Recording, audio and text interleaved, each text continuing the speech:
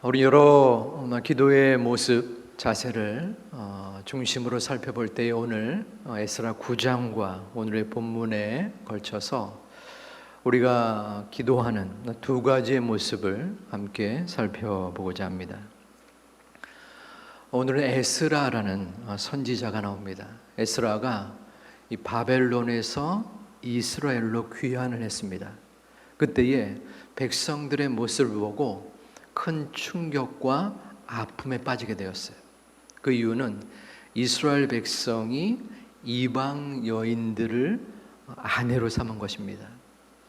이것은 이스라엘이 신적 공동체, 하나님이 택한 백성의 공동체라는 정체성을 뿌리채 흔들어 놓을 수 있는 참혹한 상황입니다. 그래서 하나님은 가나안 땅을 정복할 때부터 너희가 이방 여자를 아내로 삼으면 안 된다라고 처음부터 금지를 하셨습니다. 그 이유는 이방 여자를 아내로 삼을 경우 그들이 우상을 가지고 와서 이스라엘 백성들에게 전파하기 때문입니다. 그것을 우려했던 것이에요. 자, 그러면 이러한 의문을 가질 수 있어요. 질문이기도 하죠. 믿지 않는 사람, 또 우상을 섬기는 사람과 결혼해서 그들을 교회로 혹은 전도하면 그것이 더 좋지 않겠습니까? 라고 지금 23분이 질문을 하고 있어요. 그것도 말이 됩니다. 하지만 우리의 존재가 죄인이에요. 죄인. 죄성을 지니고 태어났기 때문에 죄에 더욱더 가까운 습성을 지니고 있습니다. 다시 말하면 우리는 안 좋은 것, 잘못된 것을 먼저 더 빨리 습득하는 습성을 지니고 있다는 것이에요. 우리들의 모습을 보면 알지 않겠습니까? 공부해라, 거룩해라, 또 선을 행하라 이런 것보다 더 안 좋은 곳에 잽싸르게 빨리 익숙한 모습이 우리 가운데 있는 것이죠. 그래서 에스라는 그 백성들을 보면서 마음속에 너무 암담함을 느꼈습니다. 그 모습이 9장 2절에 나타납니다. 그들의 딸을 맞이하여 아내와 며느리로 삼아 거룩한 자손이 그 지방 사람들과 서로 섞이게 하는데 방백들과 고관들이 이 죄에 더욱 으뜸이 되었다. 이 방백들과 고관들, 소위 지도자급들이죠. 이스라엘 백성의 지도자, 하나님을 믿는 택한 백성의 지도자입니다. 그러면 모범을 보여서 하나님이 행한 말씀을 준수해야 되는데 그들이 도리어 더 앞서서 이방 여인들을 아내로, 며느리로 삼았다는 것입니다. 얼마나 마음에 큰 아픔이 에스라에게 있겠습니까? 그래서 9장 3절에 그의 마음을 하나님께서 표현합니다. 내가 이 일을 듣고 속옷과 겉옷을 찢고 머리털과 수염을 뜯으며 기가 막혀 앉으니. 자, 여기서 세 가지의 행동이 나옵니다. 속옷과 겉옷, 옷을 찢었고 머리털을 찢고 수염을 뜯었습니다. 자, 첫 번째, 이 옷을 찢는다는 것은 도저히 있어서는 안 될 일을 보고 들음으로써 마음의 분노와 억울함과 상처를 견딜 수 없이 애통한다는 것입니다. 요셉 아들이 짐승에 끌려갔다는 소식을 형들에게서 들은 야곱이 옷을 찢고 애통하였다. 이것과 같은 맥락입니다. 도저히 견딜 수 없는 그러한 고통스러운 마음을 표현하고 있는 것입니다.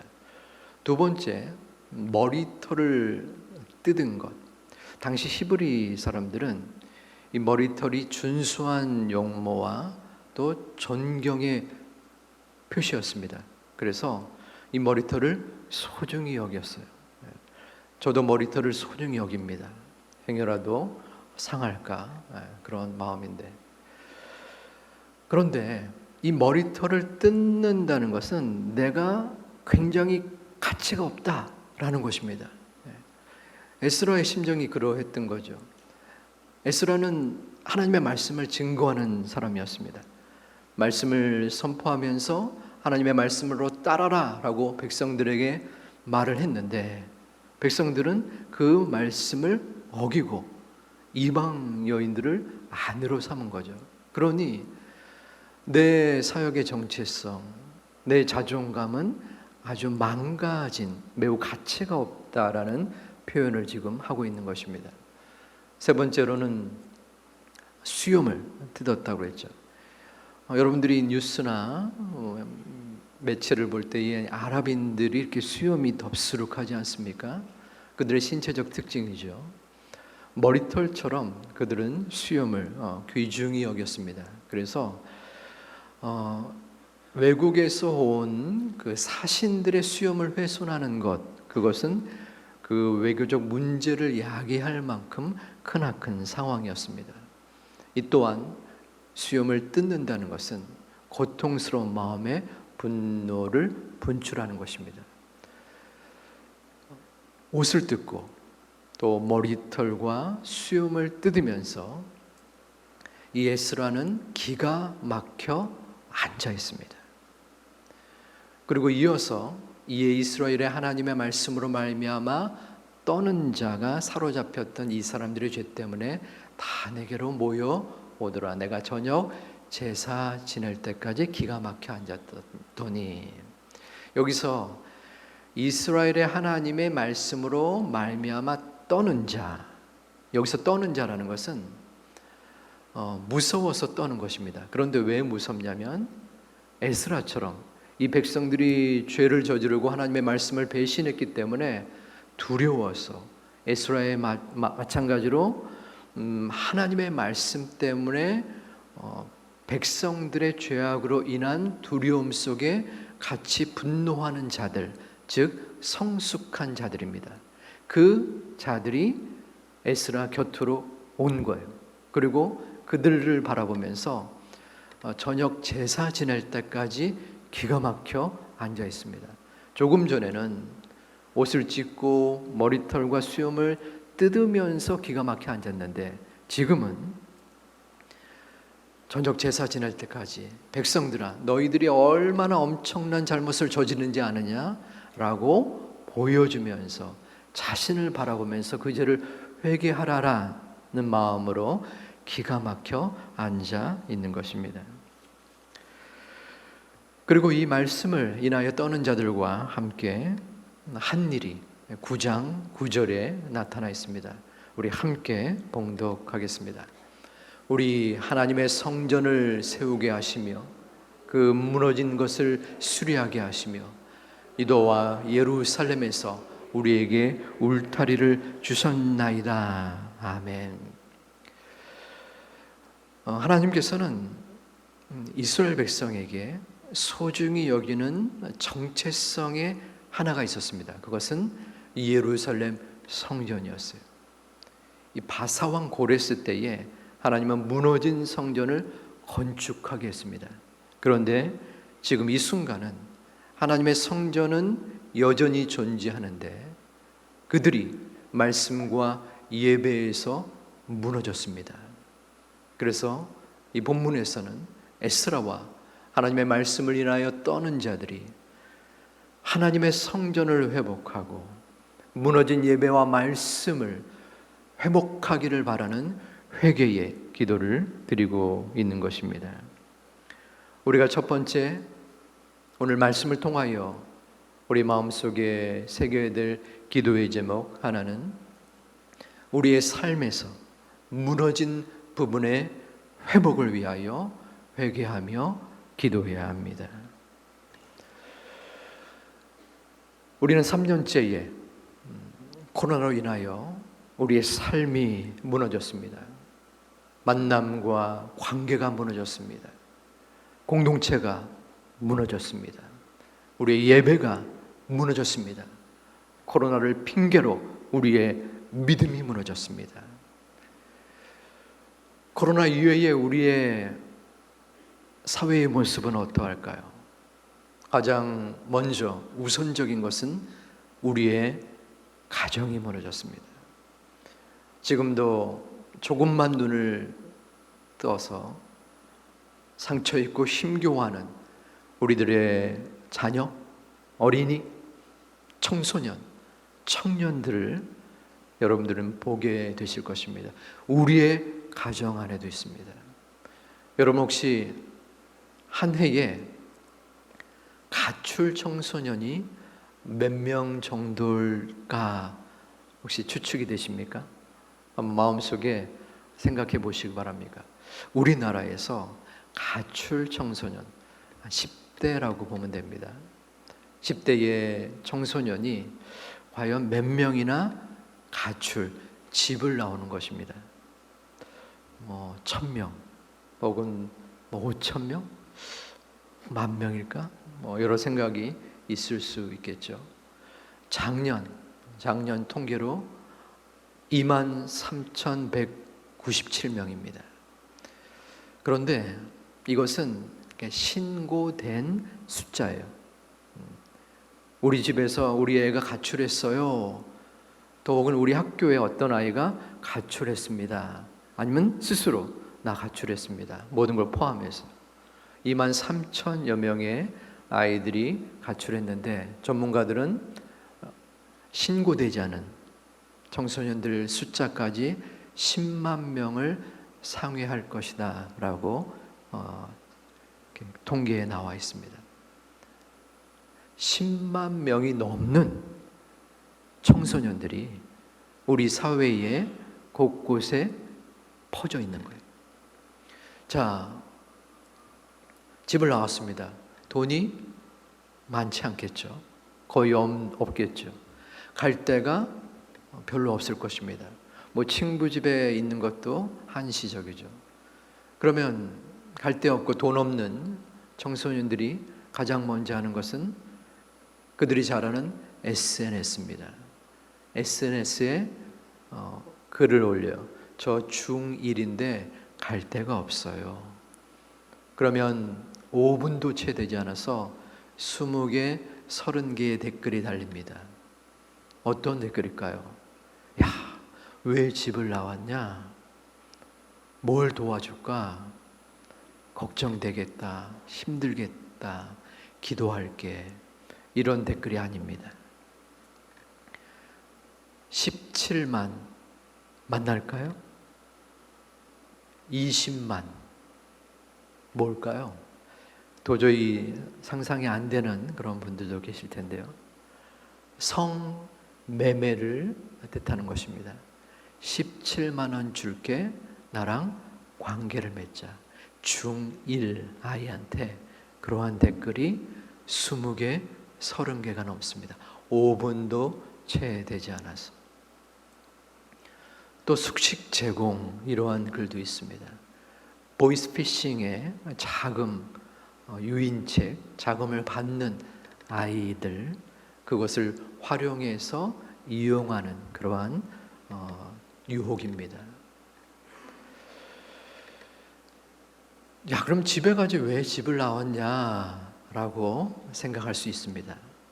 하지만 그들의 인터뷰의 많은 내용 중에 여러 가지 것들이 내가 말을 하면 아빠가 주먹부터 드는데 어떻게 들어갑니까? 교도소가 차라리 우리 집보다 나을 것 같아요. 기껏 센터나 또 상담을 통하여 가정으로 그 아이들을 들여보낼 때 가정이 치유되지 않은 상황에서 또다시 그들은 튕겨져 나옵니다. 그 10만여 명이 넘는 아이들 속에 공식적으로 쉼터에 등록해서 돌봄을 받는 아이들은 2만여 명 정도 됩니다. 한 해에 8만여 명이 넘는 우리들의 이웃 또 우리들의 자녀들이 가정을 벗어나서 이 사회 이곳 저곳을 헤매이고 있는 것입니다. 온갖 어려움과 또한 범죄의 유혹에 휩싸여 이면서 말입니다. 과연 교회는 책임이 없을까요? 이 책임에서 무관할 수 있을까요? 그렇지 못함을 여러분들 마음속에 절실하게 느낄 것입니다. 왜 이러한 사회가 되었을까요? 우리 모두의 책임입니다. 저와 여러분의 책임입니다. 성공해야 된다. 경쟁에서 이겨야 된다. 그래야지 내가 잘 먹고 잘 살 수 있다. 공부해라. 강조하고 채찍질한 나머지 인성보다는, 하나님보다는 좋은 대학, 좋은 직장을 향해서 가는 과정 속에 나타난 안타까운 모습이 우리 사회 곳곳에 있습니다. 우리들 자녀가 살아가야 할 이 땅은 어떠한 모습일까요? 정치, 경제, 문화, 사회, K-팝, K-드라마 이 정도의 긍정적인 모습 이외에는 암담하고 힘겹고 답답한 모습이 그려지지 않습니까? 이러한 모습 이외에 우리들의 자신들의 모습은 어떠합니까? 저의 모습, 여러분의 모습은 어떠하나요? 패학무도한 이스라엘 백성들, 왜 하나님의 명령과 권유와 또한 말씀을 지키지 아니하고 이방 여인을 맞이하여 자신들의 신앙을 저버리는 그러한 잘못과 죄악을 저질렀는가라고 돌팔매질을 할 만큼 우리는 떳떳하고 우리는 하나님 앞에 부끄러움이 없습니까?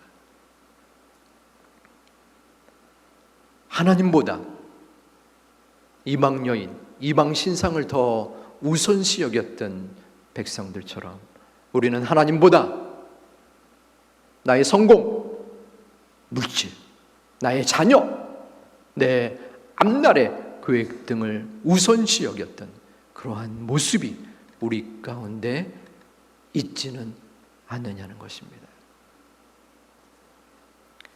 이스라엘 백성들은 9장 6절에서 회개의 기도를 드렸습니다.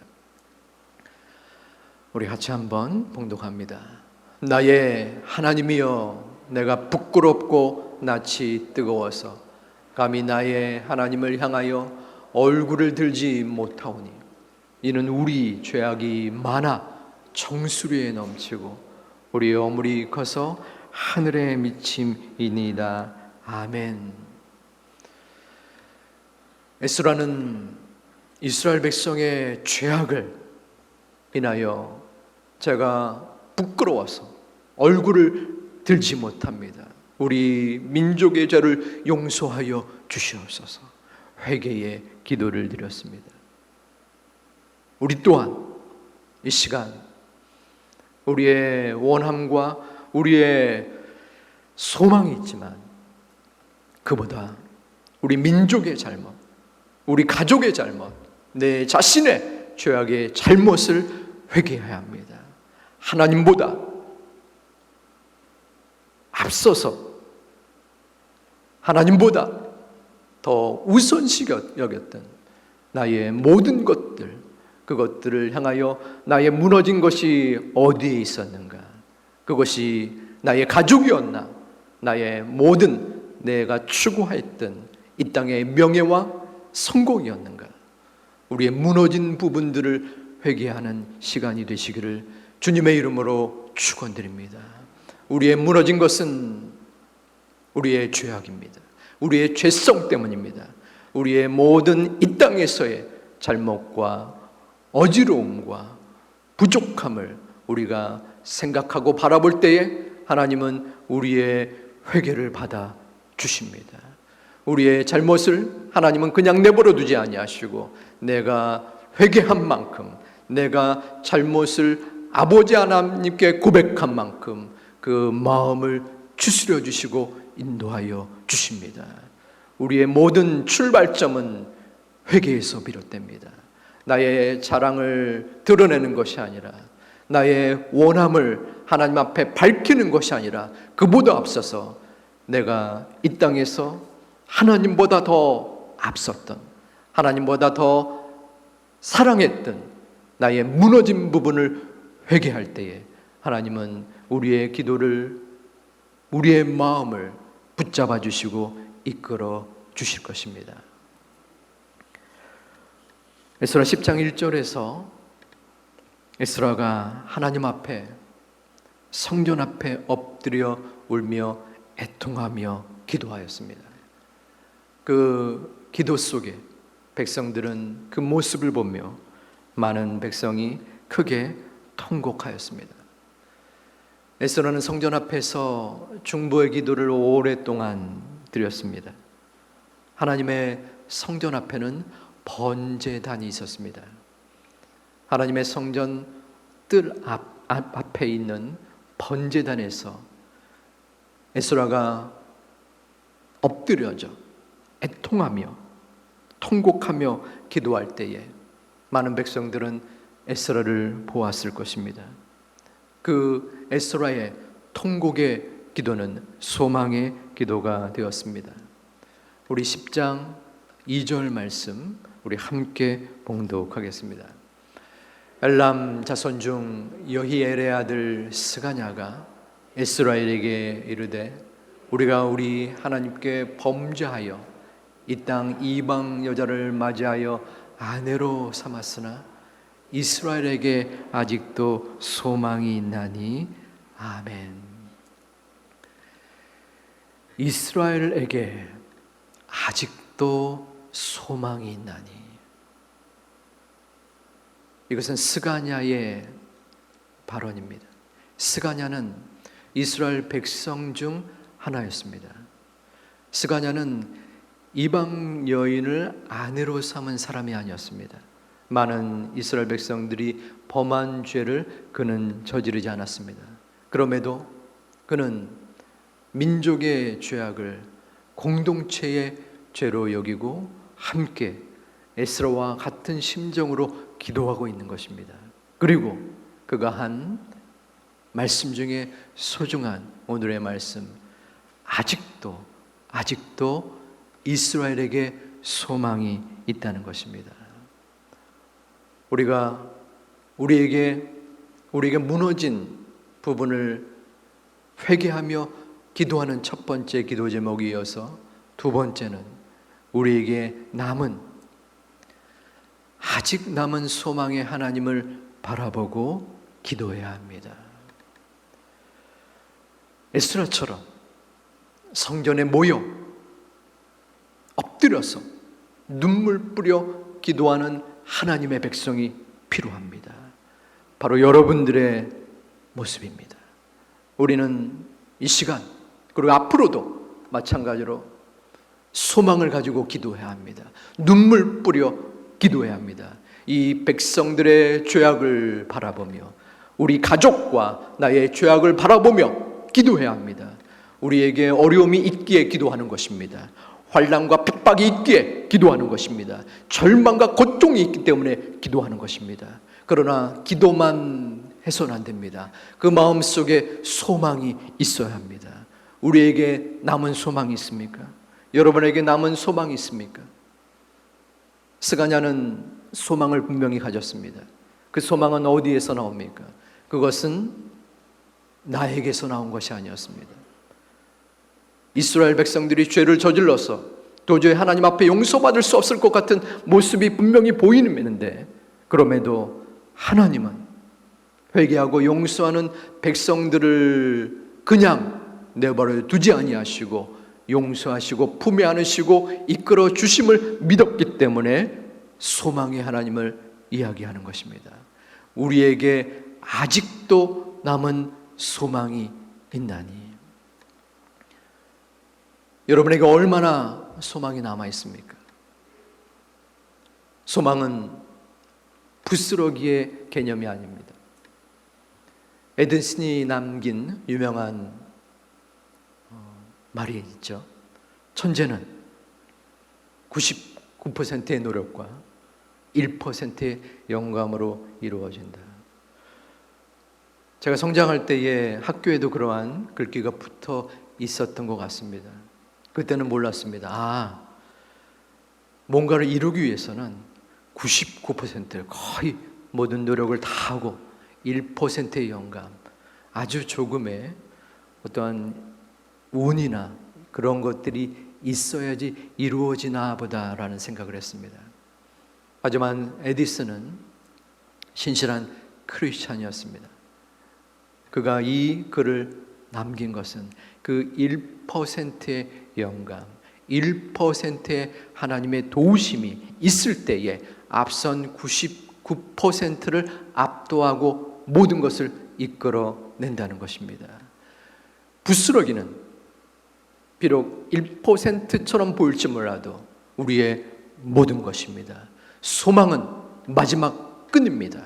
우리에게 소망이 있으면 우리가 그 어떠한 절망과 고통 속에 암담하고 무서운 두려움이 나를 엄습한다고 할지라도 다시 한번 회복되고 회개하고 이겨낼 수 있습니다. 그것은 소망의 힘입니다. 소망이 나에게서 나오는 소망, 환경과 상황에서 나오는 소망이 아니라 하나님이 소망이기 때문입니다. 저는 소망의 하나님을 믿습니다. 제 일생 평생 계속 믿었던 것은 아닌 것 같아요.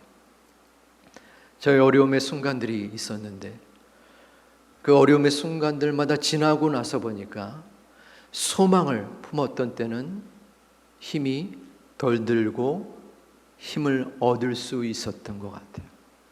지금도 마찬가지입니다. 제가 감당할 수 없는 지금의 상황이 분명히 있습니다.